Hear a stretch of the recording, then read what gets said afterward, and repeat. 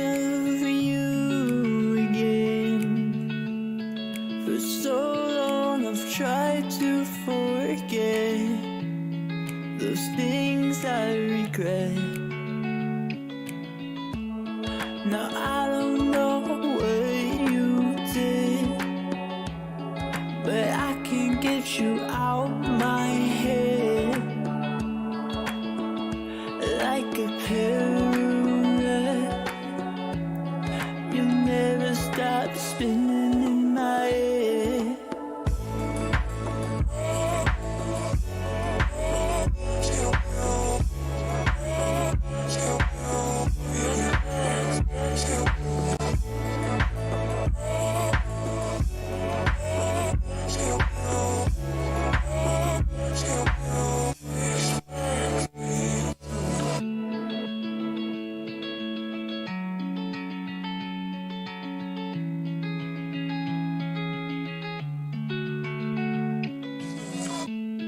It's late in the evening and I'm lonely again.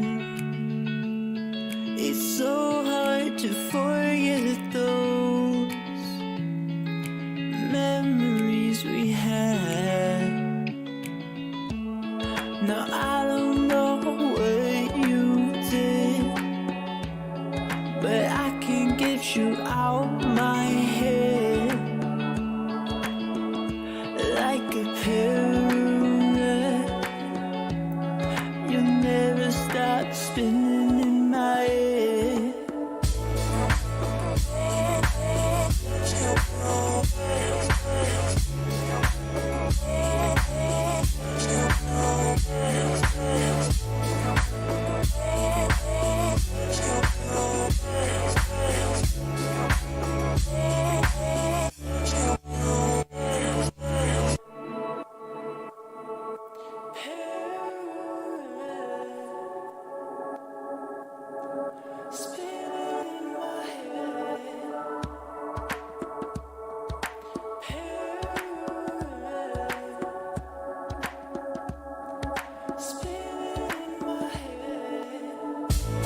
Now I don't know what you did, but I can't get you out my head.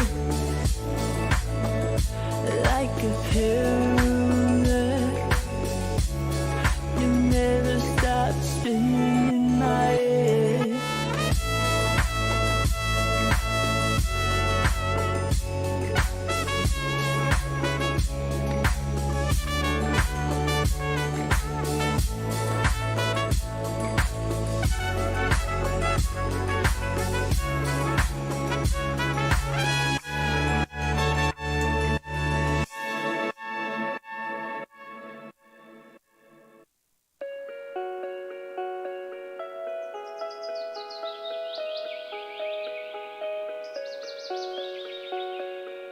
Oh my, middle of the night, fire casts a light on you.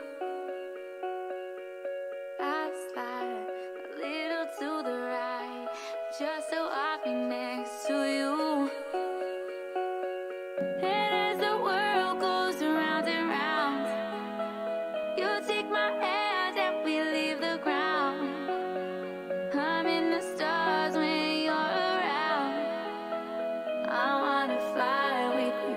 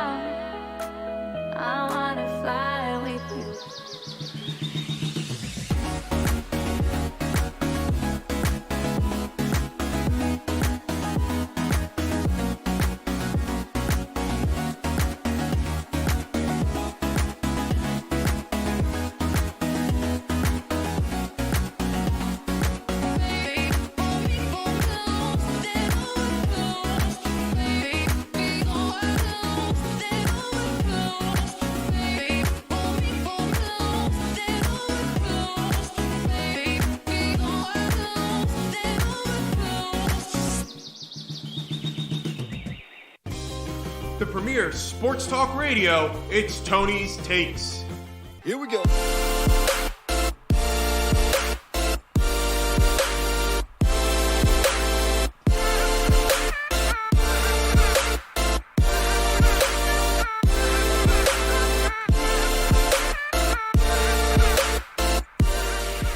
Welcome back to another great episode of Tony's Takes live on YouTube. And of course, I'm not alone in the studio today. I am joined by our co-host, my co-host, Jimmy D. Jim, how are you? Tony, I can finally say I'm feeling good. Some people are actually a little bit excited because the Philadelphia breaking news, this just in, another Woj bomb.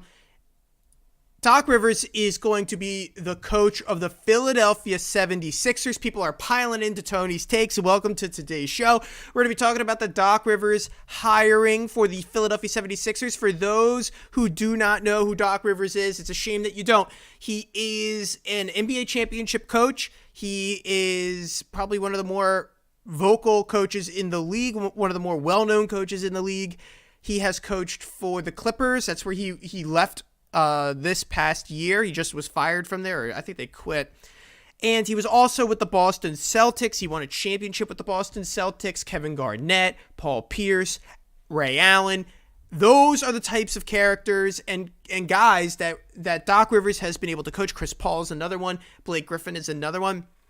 It is such exciting news that they didn't pick Mike D'Antoni, and we're going to go into that. And Jim and I will talk about that to start the show. We were originally going to start with the Eagles, but we will get to the Eagles at one point tonight, talk about the earth-shattering tie against the Cincinnati Bengals. What does it mean for Philadelphia? And I've got an interesting take on Carson Wentz. I know last week I talked about him, but there's more I need to add to the argument. And finally, not to mention the fact that Quinn Davis of Basketball Insiders will be calling at 7:30 tonight. I actually got Quinn to come on the show before the Doc Rivers news to talk NBA Finals. Yes, there are NBA Finals going on right now, and yes, we will talk about them. But now that Doc Rivers is on the Philadelphia 76ers, I'm really intrigued to see what Quinn has to say.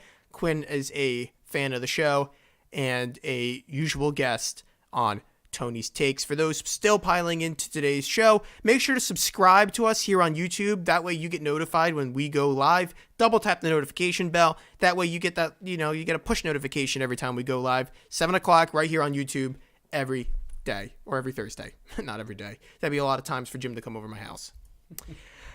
Okay, so the news breaks from Adrian Wojnarowski. Who else would drop the Woj bombs but him? And I'm just going to read the quick little story that they were able to put up on ESPN.com.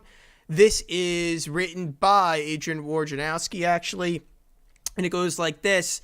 After a rapid courtship and negotiation, Doc Rivers has reached agreement on a 5-year deal to become the next coach of the Philadelphia 76ers, sources told ESPN on Thursday. Rivers' deal with the 76ers comes only 3 days after he parted from the Los Angeles Clippers. It also means he'll return to the Atlantic Division, where he'll be a principal rival of the Boston Celtics, with whom Rivers won an NBA title in 2009 as coach. Sixers general manager Elton Brand on Monday reached out to Rivers and his agent Lonnie Cooper to gauge interest in the Sixers job. Rivers soon was on the flight to Philadelphia. We're meeting on Wednesday with Brand. Owners Josh Harris and David Blitzer, Jimmy's favorite, had the sides moving quickly toward negotiating a multi-year deal. Rivers takes over a Sixers team that lost in the first round of the Eastern Conference playoffs and continues to consider changes to a roster that Brand remains determined to construct around All-Stars Joel Embiid and Ben Simmons. Article goes on, it actually grew much larger as the day went on. This was published about an hour ago, and already 5 to 6 paragraphs are added. So this is like as developing as a story can possibly get for anyone in the NBA. And you're hearing it here on Tony's Takes. Yes. Good point, Jim. Thank you. Jim, this is what my thoughts are on this. On Doc Rivers becoming a Philadelphia 76ers head coach. It's exciting. Mike D'Antoni, as we had mentioned on earlier shows, had been rumored to be shopping Joel Embiid or Ben Simmons around before he even signed with the team. AKA, what does that mean? It means that he was asking the 76ers to get rid of either Joel or Ben before he was even hired. And then apparently he promised, which who knows if this is true or not, he then promised that James Harden would leave the Houston Rockets and would be coming to the Philadelphia 76ers. How are you going to promise that? In the league of NBA players where they can go wherever they want and they don't listen to authority on who or where they choose to play. So how could Mike D'Antoni ever promise that if you got rid of Ben Simmons or Joel Embiid, he can get you James Harden, a player who's never won an NBA title, with a coach who's never won an NBA title? Billy Donovan, though, was the other option, right? Billy Donovan went and signed with the Bulls over the weekend because he had the feeling that the 76ers were going to actually pick Mike D'Antoni. That was the rumor. It was going on for the last week, I'd say, that Mike D'Antoni was the frontrunner. Doc Rivers is a much better coach than Mike D'Antoni. There is no question about it. The man has won a championship. He is well renowned for the players that he has coached. People like him. He is a player's guy. And I think he is exactly the leader this team needs. Because Joel Embiid isn't the leader that we think he is. Ben Simmons, for sure, is not the leader that we think he is. And if Kawhi Leonard was proof of anything, it was that Doc Rivers was the one leading that Clippers team. Kawhi Leonard doesn't say anything in the locker room. Paul George is not a leader because he hasn't won anything either. Who was holding the team together? Who was holding Markieff Morris together? Or Marcus Morris, whoever it was. I don't remember which Morris twin. All that mattered was that Doc Rivers was the one holding the team together. He was the one who said, I know how to win. I'm your guiding light to a championship. Now, it didn't work out. But that wasn't because Doc Rivers coached a bad game. That was because Kawhi Leonard and Paul George decided not to play. And now you could say, oh, Anthony, he lost 3-1 leads over and over again. Yeah, he has. But he still has done more than Mike D'Antoni. And I'm still willing to give him a larger shot than I am to give a guy who was fired in Phoenix for not winning and fired in Houston for not winning. Doc Rivers was traded from the Celtics. They didn't freely give him up. Remember that. He was traded, and then he was fired. And his only unsuccess was at the Clippers, because at the Celtics, with the right players, he's coached a center to an NBA title. Doc Rivers is the answer for the Philadelphia 76ers, more so than Mike D'Antoni is. So I am excited. I'm just as excited as you are, but there are a few things that I want to bring to light that I am concerned about with this pick. Like I said, I'm really excited about Doc Rivers being the guy. I think it's really important that you could see this was a quick turnaround. Think about this. Like, Doc Rivers only got fired, was it a week ago? Yep. They had him 4 days. 4 days ago. And then they had him in on, what was it, last night, Wednesday night. And today, Thursday, at 5 o'clock or 5:30, he's hired as the Sixers coach. I think that speaks volumes to the entire process here. I think that D'Antoni was never seriously considered like an actual serious candidate for this job. I think the Sixers were clearly looking for somebody else that they could go to. And as soon as Doc Rivers became available, boom, D'Antoni was no longer part of the conversation. He's left in the dust right now. Who knows where he's going to land, right? And who knows what teams are even going to be. There are some teams that are interested. The Pelicans still need a coach. There are teams that need coaches, but he was Doc not a good Rivers fit is here. the one that you want. Yeah, D'Antoni was not a good fit here. I said last week I questioned the legitimacy of the whole Harden coming to Philadelphia. The whole it was bogus. Selling Embiid and Simmons off to Golden State. I didn't buy any of that, and I thought it was nonsense then. So it looks like this is exactly what the Sixers were looking for, and this is what they wanted.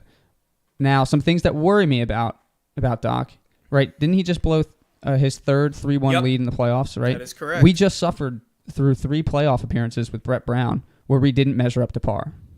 Now, maybe part of the thing with Doc is he's been coaching for 21 years, right? He might have been a little stale. So maybe this going over to the East Coast again might be mixing things up. It might give him a real good shot. Different division, different conference. Exactly.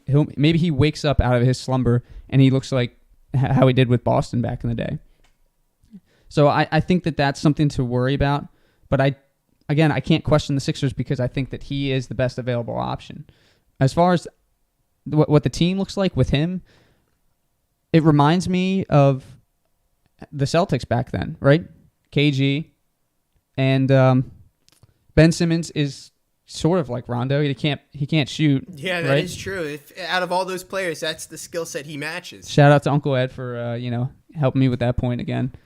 It's very familiar for him. I think it'll be crucial for Embiid to he'll have a guy that knows what it's like to play in the playoffs and lead a team to win it all. So I think that this is really good, and I don't think that we have a true leader on the court. So Doc will be the guy.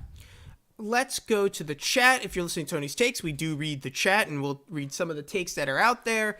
Wig Splitter says, boo, D'Antoni is the guy. And Stephen Daniels, loyal listener Stephen Daniels. We should get Stephen Daniels to call in one day. Yeah, he should. Stop with the long coaching contracts. Give him a 2-year deal with an option. I think that's a good point. That's a lot of time that you're tying in with a guy like Doc Rivers. Here's the thing.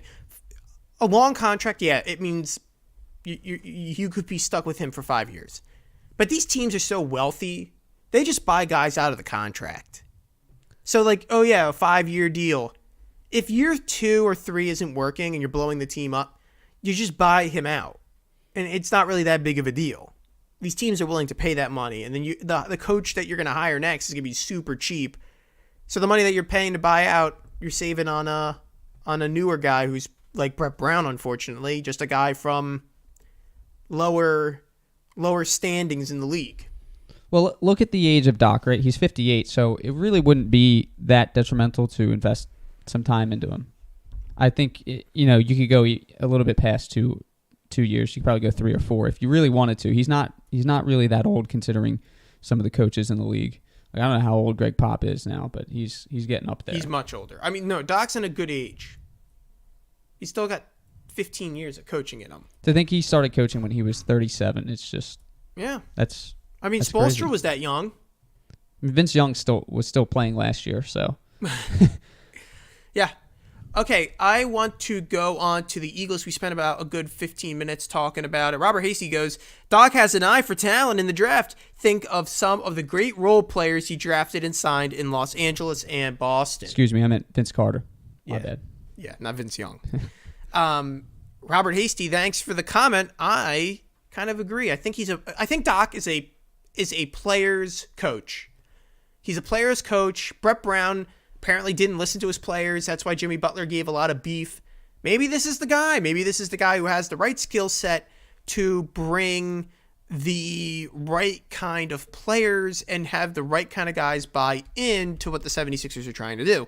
I like to be an optimist with that. I always have thought of Doc as a player's coach. And so, yeah, I am very hopeful that he has the eye for the talent and he has the ability to raise a hand and say, hey, I know if this guy's good or not. Because the Clippers, before Kawhi came, they were considered like a really deep team, like the Nets almost.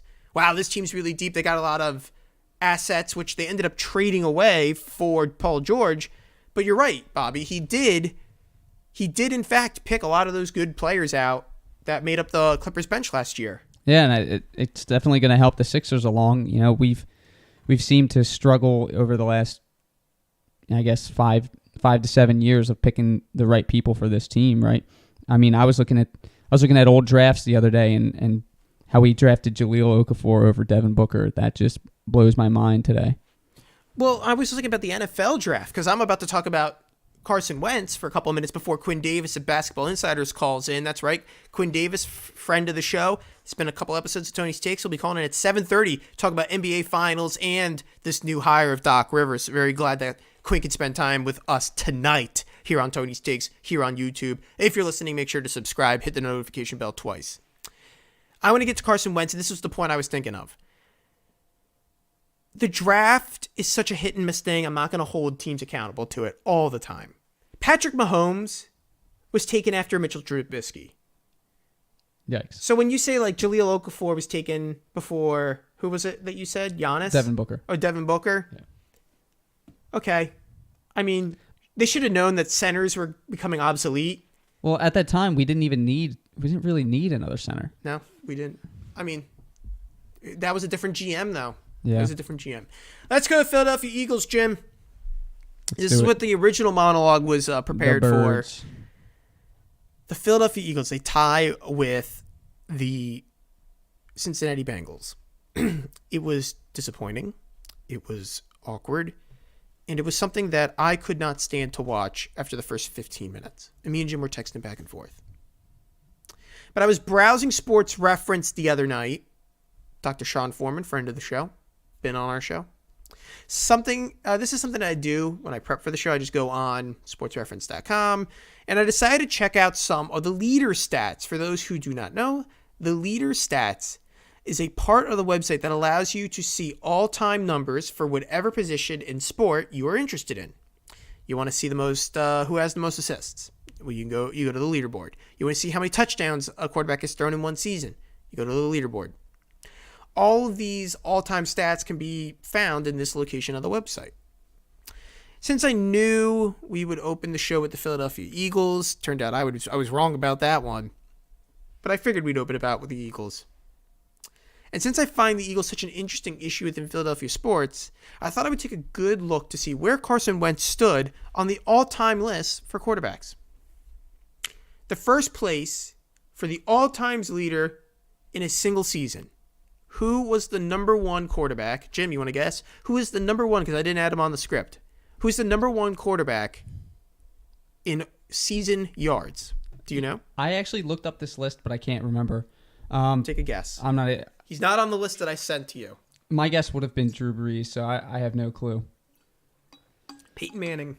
Oh, right. Was that the 2015 year? Yes. That was the year when they broke all the records with Denver. Okay, yeah, that makes sense.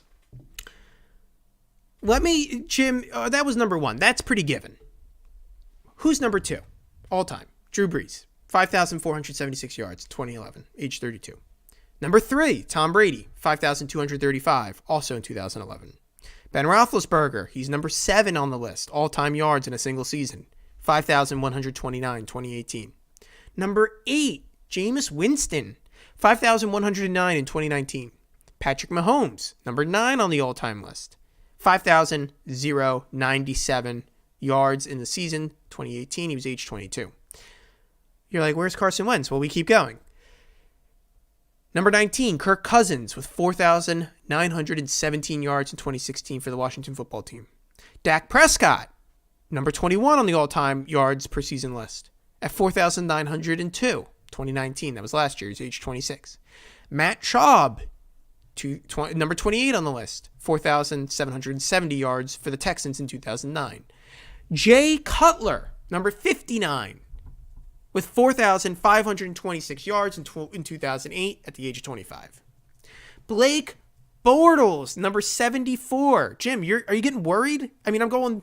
the list keeps dropping. Where's Carson? No, I'm not worried, Tony. We're at 74. Right, number 74. Blake Bortles, 4,428 in 2015. Finally, we get to Carson Wentz at number 168, tied with Trent Green at 4,000 yards at the age of 26. Jameis Winston, Kirk Cousins, Dak Prescott, Matt Schaub, Jay Cutler, Blake Bortles. They're all ahead of Carson, and by a lot. Kirk Cousins is 19.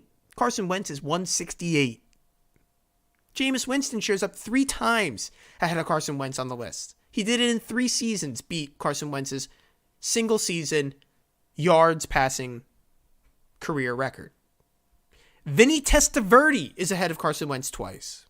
Tom Brady is ahead of him more than 8 times, and so is Brees and Manning. Dak Prescott was ahead of Carson Wentz 3 times, and same with Kirk Cousins. Even Ryan Tannehill from 2014 was ahead of Carson Wentz. The crazy part is most of the names in the top 50 were from 2008 and above. It just goes to show the way that the league has changed from a running to a passing league. The sad part is, though, Wentz is the one dude who is not even up there with his peers. He's clearly lagging. Sure, you can say there were other stats, but honestly, I really don't care. When I think of a winning quarterback, I think of a guy who can sling the ball. There is a reason all of the quarterbacks who have won a title in the last 10 years find themselves at the tippy top of this list. If you want to be great and win, you need to sling the ball and you need to know how to pass from the pocket. It's a way of life in the NFL today. The problem with Carson Wentz is he can't even pass from the pocket, though. This past week, he needed to scramble multiple times to save his team against the worst team in football not located in New York City. Fact of the matter is, Wentz has never proven that he can pass from the pocket. He holds the ball for too long. He is never making the right pre-snap reads. The sad fact is he needs the best O-line in football, an amazing blocking running back to buy himself the time he needs for his wide receivers to get open. Sure, you can blame some of it on the receivers, but frankly, I'm not willing to, because he has two of the best tight ends in the league who put up numbers and can run the routes of wideouts. Fact is, Carson has always had decent weapons positioned on the field. While they weren't your traditional deep threat wide receivers, they were still there. The question is, will Wentz spend time and watch the hours of tape required to improve his pocket passing skills? Or will he just make us, the fans, watch his mistakes every Sunday? Tony, I got some issues with this. And here's the thing. I actually don't have issues with the criticism of his mechanics, of his ability to throw the ball. I think that he has issues. I've said that since we drafted him. But I don't think that the evidence from an all-time season yards, I don't think that that statistic really is evident of a good quarterback. There are a ton of guys in that top 50 list that haven't even come close to sniffing a championship. And if you look the last 10 years, Nick Foles or Carson Wentz, whoever you want to attribute the championship to, neither of them are up on the tippy top of that list. So it doesn't really leave that much credence to, Carson Wentz being a quote-unquote bad passer. Jameis Winston, he just slings the ball down the field, and just so happens that a wide receiver catches it 1 out of 30 times. Does that mean that he's an excellent passer? I don't know. I mean, he is the first one to get to 30 interceptions, 30 amazing. touchdowns. Hey, he's the one that can target the corners just as well as the wide receivers.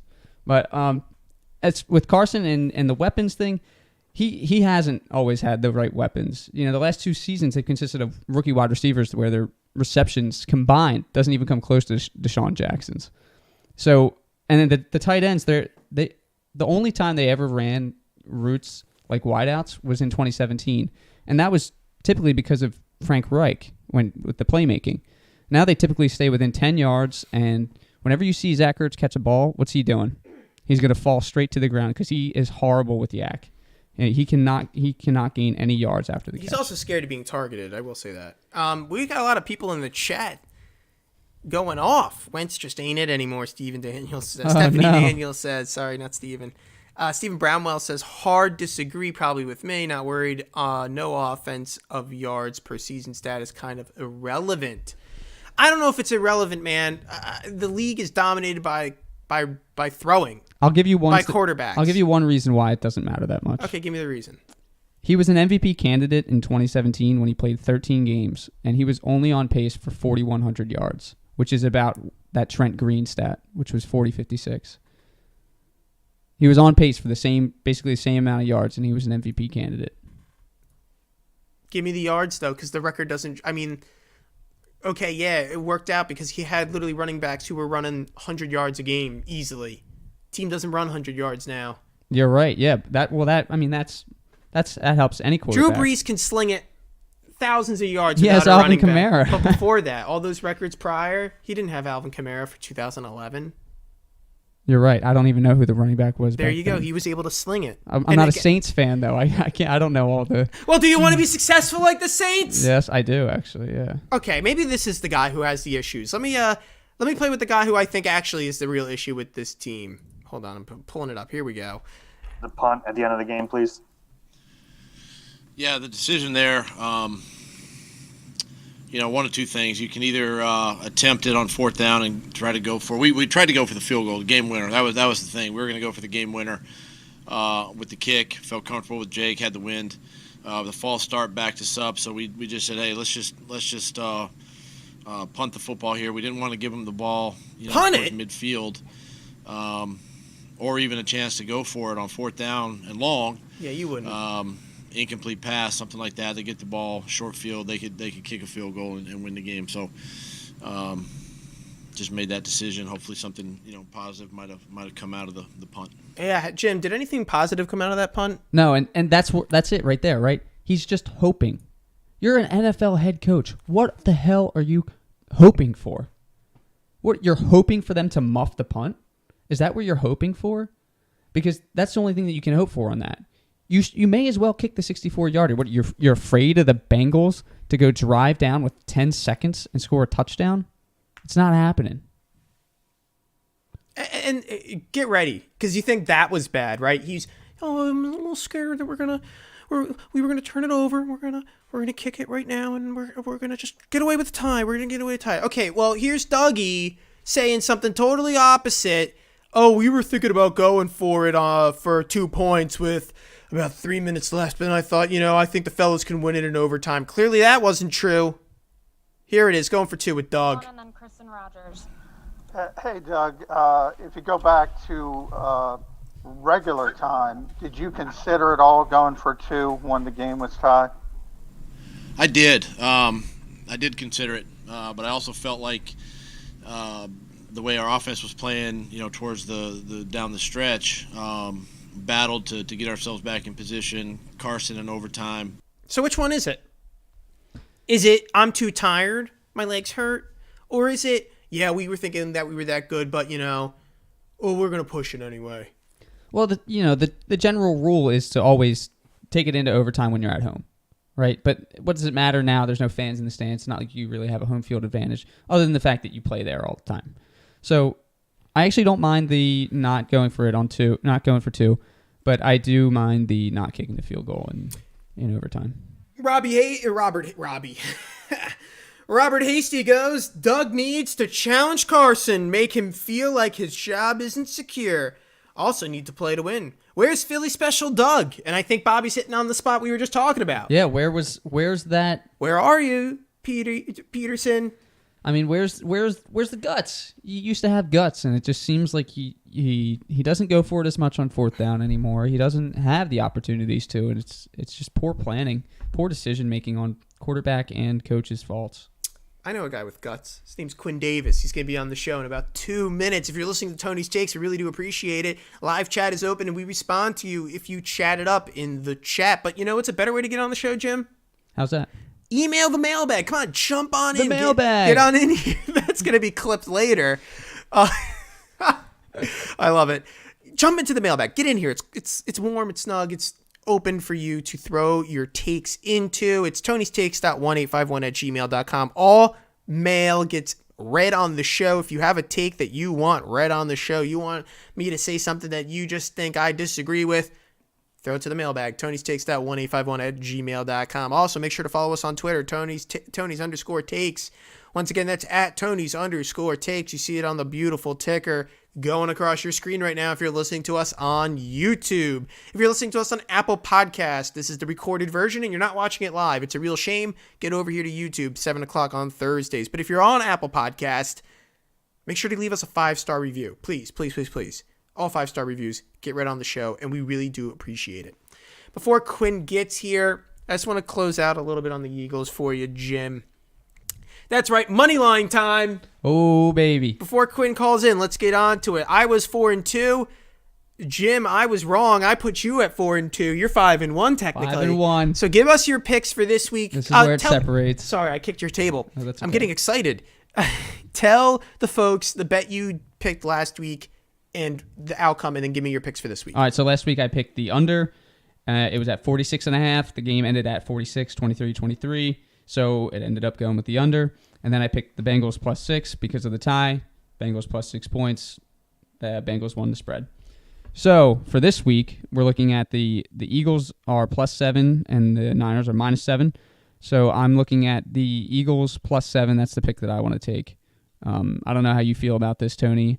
I think that the Eagles are actually going to turn it around this week, and I feel that they're going to make this a close game with the Niners.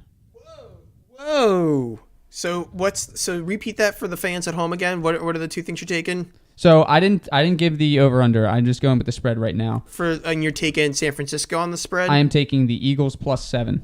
Okay. I think they're going to really turn it around. I think they're going to tighten it up. I know there's a lot of injuries, but San Francisco's not playing with their starting quarterback, and I know that their fill-in did pretty good this week, but I don't think that he's going to have a repeat performance. Okay, and then give me your... So the over/under is 45 points. This one's a close one. I think I'm actually going to take the over this time. I'm done betting the under. I think that this is going to be a little bit of a shootout. Okay. I missed the line last week by 0.5. It was 46, and then Doug punted it. Coward. Now you know why I'm a little angry. What an absolute joke. And so this week, we got Quinn coming in on the line. I'll give it real quick. For this week, I'm going to take the Eagles on the spread at 7. You heard me right. I think it's a redemption game. This is it. And then I'm going to take the under. Whoa, the under. Who would have known?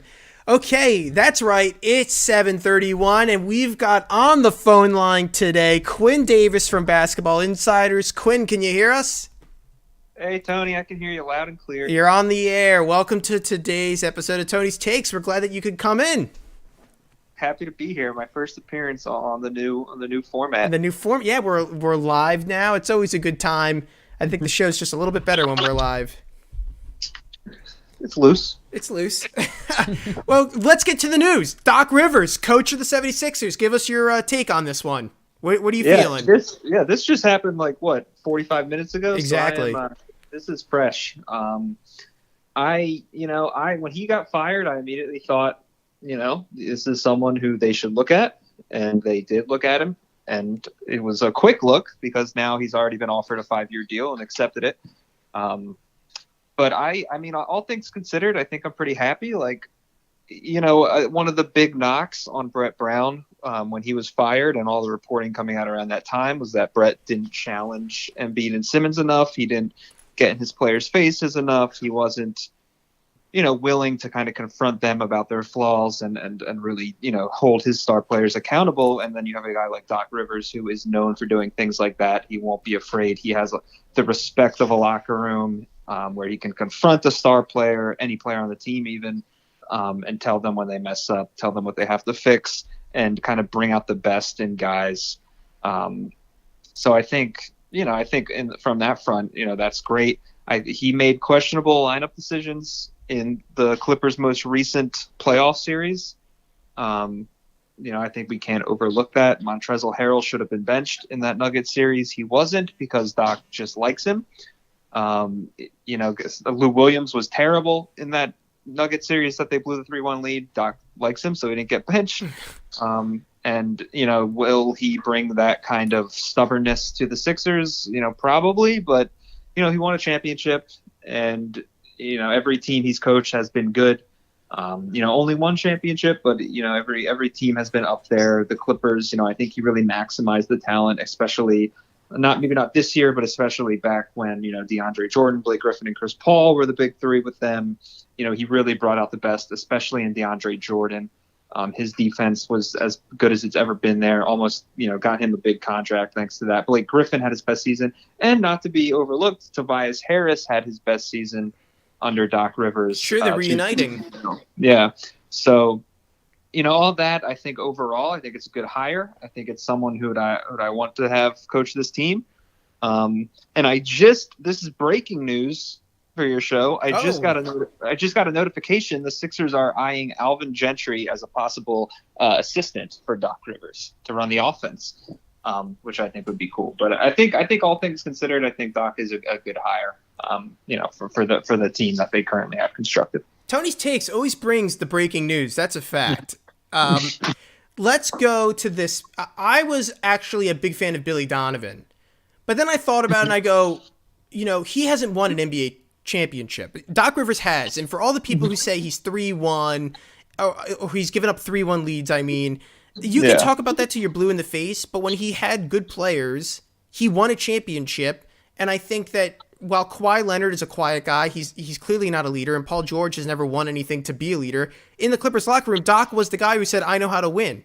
And for us at Philadelphia, he has to play that same role, and I find that a very appealing combination for the organization. They needed someone who knows how to win, and if it's not a player, at least it's this coach. Yeah. I totally agree with that. I was never really on board with Donovan. I thought, he's a decent coach, but he's not someone that really takes you over the top.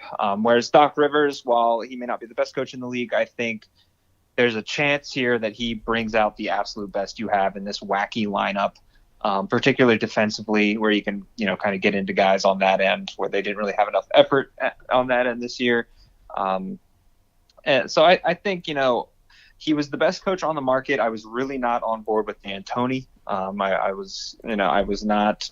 He seemed to be the favorite before Doc was fired, and I really didn't like, how he would fit here with the roster. Like, unless we made a big trade for Chris Paul or something, I just didn't see how D'Antoni would really, run his offense. And I don't see D'Antoni as someone that can adjust to the roster around him. He had a very bad time with the Knicks, who weren't really fit to his strengths. And I just didn't think, there was any way that D'Antoni would be the best fit here. So I'm happy. It's kind of, it's not like an unknown or a nice name that really wows you, but Doc Rivers is solid, and I think he's someone that's gonna, at least we won't have to worry too much about bad coaching. For those who are just tuning into Tony's Takes, this is Quinn Davis on the line with us from Basketball Insiders. We were just asking him about Doc Rivers being hired as the Philadelphia 76ers head coach, and Quinn just informed us there are rumors going around that Alvin Gentry might be the assistant coach. I actually like that pairing a lot. But Quinn, I want to pivot to the NBA Finals. We've held it back in the show because of this breaking news. We are a local show. But the Lakers crushing the Miami Heat last night, which I think was due to the part of three-point shooting that just won't be there the entire series for the Lakers. Mm-hmm. But with that said, who from the Lakers, not named LeBron or Anthony Davis, do you think played the most significant role in that win last night? That's a tough question because I feel like they got a lot of equal contributions. They got enough from everyone around them. To the point where, LeBron and AD dominating, and then they got kind of a little bit here, a little bit there. But if I had to pick one that was the most important, it'd either be Caruso or Caldwell Pope. Basically just for the fact that you said they were knocking down threes. And when those two guys knock down threes, they're going to play well. When their guards knock down threes in general. I mean, Rondo was 1 for 5. But the one is big. And the one from Rondo came on in the middle of a run in the second quarter. Yeah. And the shocking thing with Rondo is that he's shooting 40% from 3 in the playoffs this year, which is just incredible on 34 attempts, I think. But last night, I think, Caruso played great D. I think he did a good job chasing Tyler Hero around. He did a good job chasing Duncan Robinson around. He knocked down his looks. He got out in transition like he does. And when Pope's hitting threes, that's big because he's also a nice defender on the perimeter. So, they're not world beaters out there defensively, but they're solid. They won't get abused.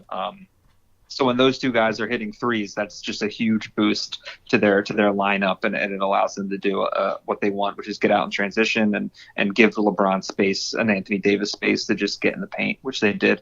Yeah, and when I was watching that game last night, I thought, Anthony Davis, he did play decent. There's no doubt about that. But I think the Heat did a somewhat okay job in bothering him. They kind of limited his ability to offensive rebound. That was for sure. And a couple fouls on Bam Adebayo, they were a little questionable. But my whole thing on the Heat has been they're as good as Bam Adebayo will take them. He brings Davis away from the rim if need be, or can set those baseline screens if you want him to. His rebounding ability is proven to be very good. And just being able to score on Davis, the more you score on Davis, the more likely he's going to foul you, the more likely you put him in foul trouble. There's all these little chess piece moves that need to go on. But if Bam doesn't play well, if he's not there to protect the rim on defense, in which he wasn't last night, there were early fouls called against him. The Lakers started going on a run when he was out. I really do think that Bam is the level of play that will keep the Heat in the series. If not, they're screwed kind of. Yeah, and that was one key I had going into the series was can Bam guard Anthony Davis without getting into foul trouble? Because behind him, the Lakers are very thin. Kelly Olynyk is not someone you want to put on the court, especially when LeBron James is going to hunt him in the pick and roll. And I don't think that Myers Leonard is the answer. So, and then now we got Bam is doubtful for game 2 with the neck injury. So it's going to be tricky, but I do think, if Bam were to play, I think they have to take the risk and just start him on Davis because he's going to bother Davis more than anyone can. Davis did get going. Like in the beginning, they definitely held their own against him, but as the game wore on, he was just too big and too strong. Same with LeBron, just too big, and LeBron kind of took over in the second half. But yeah, for me, it's just, the Heat. In order to the Heat have to there was no way they're going to win that game because you have to outshoot the Lakers from three because the Lakers are not a good 3-point shooting team. And some of that's just luck. Like the Lakers aren't going to shoot like that the rest of the series, most likely. And while the Heat, will start making more threes. But if you want to win the series and not just keep it close, the Heat have to at least keep it close in the paint. And they didn't do that. They were out rebounded significantly. They only had 14 free throw attempts, which is their bread and butter. The Heat were first in free throw attempts in the bubble coming into that game. So if the Lakers are getting in the line more, if the Lakers are dominating the boards and scoring more points in the paint, and also making more threes, the Heat have absolutely no chance. And if Bam, honestly, if Bam and Dragic are both out of next game and they're both listed as doubtful now, I think this series might be over, unfortunately. Hey Quinn, it's Jimmy D here. I got a question. Yo, for you. Jimmy. Yo, I actually that actually leads me right into my question. What's game 2 look like if Bam and Goran don't play? I mean, what's Miami's lineup and do they even? I mean, you kind of touched on it. Do they even have a chance in this series if they're out game 2? I don't think they have a chance, unfortunately, because Miami really turned their season around and became a much different team in the bubble because of their lineup change. They inserted Dragic to the starting lineup. They benched Nunn, Kendrick Nunn, who was seeing a lot of minutes in the regular season, is rarely playing now. And they kind of changed their lineup around. But now if you sit Bam and you sit Dragic, you're going to have to start Nunn, or you start Hero, which they might do, and just play Jimmy at point guard, which, is probably their best lineup without those two. They would have to go Jimmy at point and then surround him with Hero, Robinson, and then Jay Crowder, and then I guess Olynyk, but I'm not positive. They could try to go small. I'm really not sure who they're going to play behind him. They could try Silva, who's been off the end of the bench. They could try Myers Leonard, who's a big body, but that's their biggest issue is without Bam, they have absolutely no way of controlling the boards. They have absolutely no way of guarding Anthony Davis. So if Bam is out, that's the key. If Dragic is out, I think they can kind of scrape by. Jimmy's going to have the ball in his hands a lot. They're going to run a lot of pick and roll with him. He did some good things in that first game, and they're going to have to try to get Duncan Robinson going as well with the dribble handoffs and things like that. But it's going to take, a Herculean effort if those two miss, because I just don't see a way they can stand a chance in the paint without Bam in the lineup. Yeah, and I'm very fearful for Jimmy Butler too. With that ankle roll that he kind of had. You never know what'll happen on game 2. He could have another ankle injury, and then he's out, and then it's just the Lakers in 4 at that point.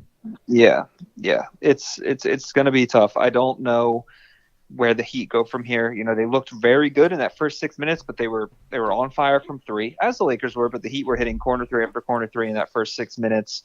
They were getting in the paint, and then some of it was just the Lakers didn't, come out with defensive urgency. And then in that first timeout in the first quarter, they were down, I think 23-10. Lakers said, all right, let's play some defense. And Anthony Davis and LeBron led that, and they just kind of locked them down. I think it was like a 75-32 run over the next 30 minutes of the game. It was just ridiculous. So, there's and I was worried about this coming into the game. The Heat, they look good in that East, but how good was the East really? And the Lakers have looked like the best team in the bubble, all bubble, and maybe that's just what they are. And this is why we're finding out. But with without a fully healthy lineup, I really think the Heat have no chance here. So Quinn, I'm pretty safe to say that you think the Lakers are going to win the series now, especially after that game 1. Am I correct? Yeah, I had the Lakers winning before the game 1. I thought it would be 6 games. I just think, they had too much star talent. I thought the Heat, had some good matchups, especially, the Bucks were actually a sneaky good matchup for them. And, the Heat were playing really nice basketball, but the Lakers just seemed like the best team. And, after that first game, I think it might even be over sooner. I don't want to overreact too much because, in blowouts like that, sometimes it's like a humbling experience where the team comes back. and says, all right, like that's a good team. We got to play a certain way. And Spoelstra, great coach, will make the right adjustments. But I just, with 2 injuries to 2 of your best players, arguably your second and third best player, depending on, how you feel about some other guys, that's just going to be impossible to overcome. Yeah, I figured that you would say all of that. So let me give you a harder question. Do the Philadelphia Eagles, your season ticket holder, do they win this week against the San Francisco 49ers? No. I just don't see it. Nah, listen, I just don't see. I mean, the 49ers are missing Garoppolo, right? Still, yeah. Am I right on that? I believe so. Intern's looking it up. But that being said, the 49ers are just top to bottom, a better team, and the 49ers are banged up too, and the Eagles are banged up. When the Eagles are banged up, they're in rough shape because they don't draft well. They haven't drafted well in the last few years. They haven't added players on the fringes, so there's no depth on this team. The last time we had depth was the year we won the Super Bowl, because we had injuries that season. Obviously Wentz, but Peters went down. Hicks went down, the linebacker. Darby went down for a while, and it was next man up because we had good players, on the bench ready to play. Now you don't have that. The offensive line, it was starting to get old. It's old. That's just, last year was like, yeah, we're starting to get a little old there. No, it's old. It's an old group. Peters is done. It's time to hang him up. I appreciate everything he's done for the franchise. The best left tackle to ever play for the franchise. I think, I could be wrong. Some old person might call me out on that, but he's probably a Hall of Famer, but he's old. Like, you get old, I'm not gonna play basketball forever myself, play pickup basketball. I'll get old, it's okay. But he's old, and it's time to move on. Hopefully, I think they're ready to move on, but then Dillard got hurt. But I just think this team is going to go 4-12 this year, and it's going to suck. And then we're going to have to draft well, and we're going to have to start drafting well very soon, or, Wentz is going to be surrounded by a terrible supporting cast, and that's just going to be that. Because when you pay a quarterback as much as you pay Carson Wentz, you have to get players on good contracts that are going to contribute. If you don't, you are done. That's my thoughts. Quinn Davis from Basketball Insiders. What a good way to end a call, I would say. There's a nice uplifting message for all Eagles fans out there. Tell the people where they can find you. You can find me on basketballinsiders.com. I am going to probably write something about this Doc Rivers hire that just came out, so you can look out for that in the next week or so. And by the way, on the Eagles thing, I hope I'm wrong. I am an Eagles fan, so don't paint me the wrong way, but that's just watching this team the first 3 weeks. Now, I want to add, in 2008, the Eagles tied the Bengals. McNabb was benched, and 2 weeks later, they brought McNabb back, and they made a run to the NFC Championship game after tying the Bengals and looking like the season was over. So, hey, if I'm wrong, it's happened before. But anyway, I think most likely scenario is they stink. Oh, man, Quinn. Quinn Davis from Basketball Insiders. Quinn, thanks for coming on Tony Stakes. We appreciate it. Thanks, guys. Have a good day. You too. That was Quinn Davis, Basketball Insiders. Always love to hear from Quinn. I think number 5's laughing at us. Probably. I think number 5 is laughing at the Eagles right now. Number 5 will always love you. I always thought McNabb was a good quarterback. I'm not gonna sugarcoat it. He does deserve to be. He does deserve to be up there in the rafters. He does. I don't care what the fans say. Jim, we got our over-unders once again for those just tuning into Tony's Takes. That was Quinn Davis, basketballinsiders.com, and you can find him on Twitter, Quinn_Davis at NBA. So at Quinn_Davis NBA.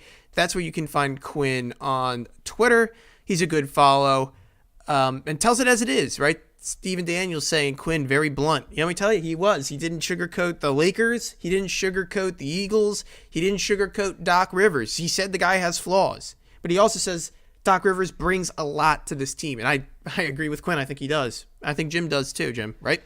Yeah. I just had one little issue with Quinn. I don't want to take it too far back. Take to it the Birds, far. But I have such a good positive outlook about this week. I don't think that Nick Mullins scoring 36 points against the Giants is like something to be afraid of. And I really do think that this is going to be a turnaround week. I'm feeling good. Like I feel like our defensive line is going to be able to shut down some of the 49ers drives, and I'm just pumped, man. I'm ready for this week. I want to take you down a peg, Jim. I'm going to make you sad. I don't think you're ready for this one. No. I shuffled this. There's a couple sports things, a couple Phillies things. I kind of want to talk about Dave Kapler, and we might go over the hour mark. Who knows? Maybe we get bonus 15 minutes, Tony's Takes, if the advertiser is willing to pay for it. It's a huge week. I want to go to the Hawk newspaper. Now, I have a love-hate relationship with the Hawk newspaper. This is the student newspaper for St. Joe's. And I've always said that all they do is do opinion. They never say the news. They don't cover anything that's worth covering on St. Joe's campus, the school that Jim and I went to. But a special place has closed down, and I think Jim might need a tissue for this. I'm going to cry. Kimmy's on 63rd Street closed. Kimmy's, for those who don't know, who never lived in that area of St. Joe's, who, maybe you lived in, I don't know, Lafarge. Maybe you lived in... what's the other one? McShane. Yeah, well, McShane. What's the one next to the bookstore? Oh, I can't believe I forget. Oh, I don't know. Oh, no. That's how far we've been out of school. We're like a few years out now. Oh, no. Lazed in the chat, people. Lazed is in the chat, says don't do that to St. Joe's. Lazed. Kimmy's closed, and we're about to go into it. At Bill's Market on 63rd, after you squeeze through the door under the unassuming green and yellow sign, you're assured to be met with the aroma of freshly made sandwiches as you are to hear your name announced by Kimmy Moon, the matriarch of Bill's Market, before you're even inside. First of all, run-on sentence by the Hawk. Ugh. After 16 years of filling students' stomachs, Kimmy Moon decided to pursue her dream of owning a restaurant. Although she's known around Hawk Hill for her overstuffed sandwiches, Kimmy Moon's new restaurant, Corey, located in Lansdale, Pennsylvania, features Korean-American barbecue food, a cuisine she has background in and a passion for. Corey opened the third week of July. Bold move by Kimmy, opened in third week of July in the middle of the pandemic. But Kimmy Moon did not leave her post behind at Bill's Market counter until last week. As excited as Kimmy Moon, affectionately known as Miss Kimmy among St. Joe students, is for her new opportunity, leaving a community she was so deeply entrenched in will not be easy. This is a quote from Kimmy. No matter where you go, you have to make friends, Kimmy Moon said. It doesn't matter how much experience you have to make a friend. So I've been here for 16 years. I made a lot of friends, and that makes me so special. They graduate, get married, and still come back to see me. Bill's Market was known for its affordability, something Kimmy Moon did not underestimate because she knows the struggles of making ends meet as college students. She said helping people was always her top priority. Quote, Kimmy Moon again, to me, because I know everybody individually, you get to know them like they're my son or daughter. Sometimes I like to be thought as a son of Kimmy Moon's, but I didn't go there that much. I went there a lot. I loved Miss Kimmy. She was the sweetest woman that I've ever met at St. Joe's. She took care of everybody that went in there, and she was way nicer than her husband, Bill. Quote from Kimmy Moon, I love you guys. I love this place. Corey's located. It's Kimmy Moon's new restaurant. Maybe I can get her to sponsor the show. Spelled Kori, Corey. Located at 709 Sumney Town Pike, Lansdale, Pennsylvania. Is open from 11 a.m. to 9 p.m. Tuesday through Sunday. Two things off that menu: pork roll, egg and cheese on a bagel, and then hot roast beef with provolone. She was just fire at making that stuff. Lace didn't know that Kimmy's shut down. Oh, Laced. Laced, I'm sorry to tell you, but Kimmy's is shut down. She's at Corey now. Go check out Corey. Yeah, everybody's taking me down a peg. Quinn, just hating on the Eagles. Miss Kimmy's shut Closing. down. I can't remember Lannon Hall on... Oh, that's what it was. If you lived in Lannon, you probably didn't go to Kimmy's. It was a little too far. Man. Kimmy Moon, it was a small little shop, for those who didn't know. You would literally... In the age of coronavirus, you would not feel safe going in there with the amount of students waiting for a meatball sandwich with provolone cheese or for a cheesesteak. That's what everyone got cheesesteaks. Is that the Tony go-to, the meatball? I got a meatball grinder. Yeah, it's the Tony go-to. I remember several walks from Moore Hall. Yeah, from Moore Hall. Yeah, those were the days. Right over the tracks. Okay, rapid fire round. Let's close it out. Jim. Let's go to the Phillies. I think that's like the last item we have to talk about today, actually. Heat. Oh, I didn't get your take on the Heat. Real quick, give me your take on the Heat. Do they win one game this series? That's my question. No, I'm not. I'm sweep. The way that I'm feeling, it just feels like the Lakers are going to sweep. I'm probably overreacting right now, but probably you got to have Hero heat up. He's got to shoot threes. Official take, I'm going to go with the Lakers in 5. Ooh, I don't like that. Official take. I'm going Heat in 6. Oh my gosh, people are telling me Heat in 6, Heat in 7. I can't believe it. After last night, I was like, "There's no way these injuries. It just doesn't look good." Let's talk about Matt Klintak. Oh God. We went like from so high up to just absolutely depressing. Devastated. Yeah, we started off the show with good news, and now we're just in a devastated state. They're pretty much talking, Jim, and can you take this one? Can you explain to the people on to Klintak what your thoughts are on this one? I'll let you take the lead on this. Yeah, sure. So Matt Klintak took over for Ruben Amaro back, I want to say 5 years ago, somewhere around that area. 5-6 years ago. They haven't really drafted as well as Ruben Amaro did. Ruben Amaro's picks are like all the ones that you're hearing of now that are coming through. Hopefully the kid from Vegas shows up probably next year. But there's a lot of talk about Klintak and him not lasting probably through this offseason. Guy by the name of Jim Salisbury from Comcast Sportsnet, he wrote an article today talking about the fate of Matt Klintak. Is he staying? Is he going? It's been 48 hours or so, I guess. Has it been 48 hours since the Phillies? Yeah. Wow, it's only been a couple days. Feels like it's been a week since I saw the Phillies play. Steven Daniels says, quote, and I think he might be onto something. Why even bother with the Phillies? Phillies had to win one more game, and they blew it. Right. All of the stars were aligned. I think it's trickled down from this. So Matt Klintak, he's under the contract for 2 more seasons, but the way that things have been discussed, John Middleton, he's been kind of silent on and John Middleton's the owner, for those who don't know. John Middleton's our billionaire owner who got his business from selling cigars and then owns a Phillies team. Billions of cigars. He stepped in, he fired Gabe Kapler and handpicked Joe Girardi. The Phillies, they finished... They lost a 2-game swing away from 500 this year, and all they needed to do in their last 8 games, all they needed to do was just win 1. If they just won 1, they'd be in the playoffs right now, and then we wouldn't even have this conversation about Klintak. So, right now we're just in kind of this purgatory, waiting to see what management's going to do if they're going to keep Klintak. It doesn't really seem like he's going to stay. If he does, he'll probably just get 1 more year, but I don't know if they want to do that. I think they want to have better decision making. They're not investing in the right areas. You can see that. They're drafting strictly fielders and everything. They're not really building up the bullpen the way that they need to. So it's going to be a weird time for the Phillies because they have so much talent, but it's one-sided. So hopefully, you get a new general manager. I hope they don't wait too long and they find the right candidate. You get him in quickly, and that way the Phillies can just build up that bullpen the way that we want to. The thing about purgatory is, Jim, it doesn't last forever. It does end. So in our theory, our little purgatory, it will end at one point. You just got to wait a little bit. And then we still have to make other decisions too, right? So this general manager, if Klintak's gone, it's got to be soon because we have to make decisions on Didi. We have to make decisions on JT. It's not just the bullpen either. And JT's apparently leaving. I think he's gone. And apparently I heard that he's not even the best catcher in the league right now, hitting catcher. Probably not right now. Dodgers have the best hitting catcher. He didn't have the best hitting season this year. He again, it's 60 games. But I'm not going to turn around. Once again, the fans out there, don't think that I'm saying don't sign him. You still got to sign him. Yeah, I mean, he would be good.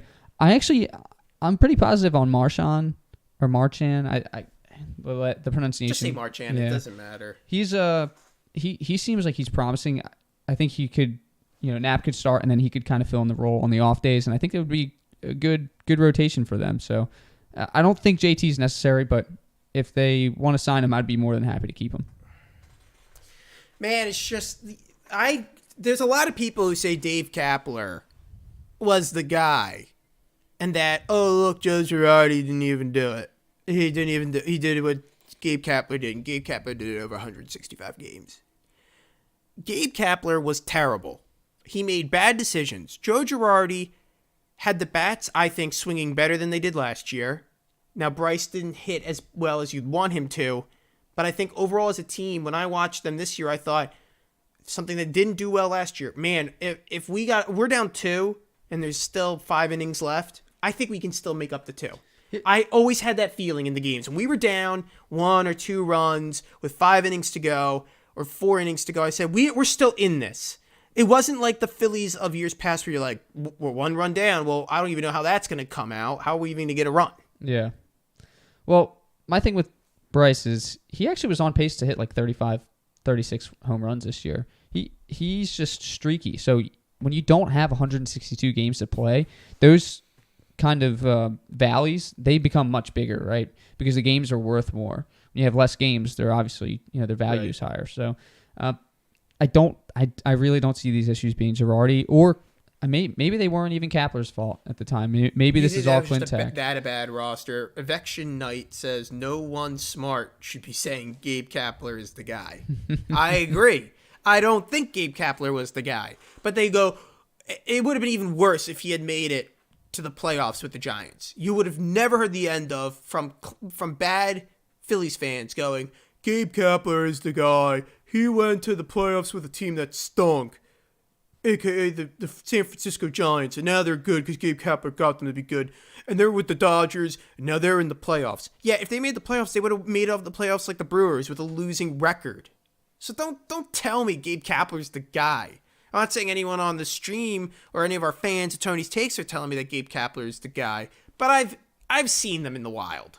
I know exactly what the kind of guy who's saying Gabe Kapler's my man. The Giants didn't even make the playoffs, so exactly, that's my point. Yeah, it's not even. It would have been even worse. Joe Girardi made the right decisions. It's not his fault. That guy. It's like Doc Rivers. It's not his. Yeah, he won 1 title. I'm seeing a lot of similarities. They win 1 title. They're known for it. They won it at one of the biggest franchises in the country. Boston Celtics, the New York Yankees. I mean, these are teams that are synonymous with the sport that they play, and they have 1 title, and now they're shifting around, and they're known to make bad decisions. It's like, I disagree. I don't think Girardi overmanages. I don't think Doc Rivers overmanages. I don't care what they say. That's the end. That's it. That's Tony's Takes on that one. Anything else you want to add before we close out the show today, Jim? Thank God Arrieta's gone. Thank God we don't have to renew his contract or anything. Goodbye. That was horrible, and I'm looking forward to a rebirth of Phillies baseball. Hopefully we'll see 07, 08 coming back. Just want to thank everyone for tuning in to today's episode of Tony's Takes. We really do appreciate it. A lot of activity in the chat today. Heard from a lot of people, heard a lot of takes. I really do appreciate that everyone took time to come into today's show. Also want to thank Quinn Davis at Basketball Insiders. Took time out of his busy night. It's Thursday night. Things to do. Quinn's a popular guy, and he spent it with us here on Tony's Takes with me and Jim. It was a really good interview. If you missed it, you're listening to us on Apple Podcasts, rewind, listen to it again. It was a good interview. Other than that, thanks for tuning into today's episode of Tony's Takes. This ends our YouTube live stream. But if you want to hear a recording, or if you're listening to the recording right now, you're probably doing it on Apple Podcasts. That's the place to go if you want to re-listen to the show. Just search Tony's Takes on Apple Podcasts, and you'll see that memorable logo, the new one that I drew up the other week. In addition, make sure to go follow us on Twitter at Tonys_Takes. If you're watching us on YouTube, it tickers away at the bottom. You see it. No reason for you not to follow us at Tonys_Takes. Remember, follow us at Tonys_Takes. Finally, mailbag. Get in the mailbag. Jim, say the mailbag again. The mailbag. Jump into the mailbag. Tony'sTakes.1851@gmail.com. Once again, that's Tony'sTakes.1851@gmail.com. Get into the mailbag. All emailed questions and takes get read on the show. And finally, subscribe to us on YouTube. Double click the notification bell. That way you get notified when we go live. Jim, thanks for being on today's show. Really appreciate it. I think you had some good takes today. Yeah, great show. Thanks for listening, everybody. Thanks for listening to Tony's Takes. Look forward to seeing everyone next week right here on YouTube at 7 o'clock. You've been listening to Tony's Takes. The premier sports talk radio, it's Tony's Takes. Here we go.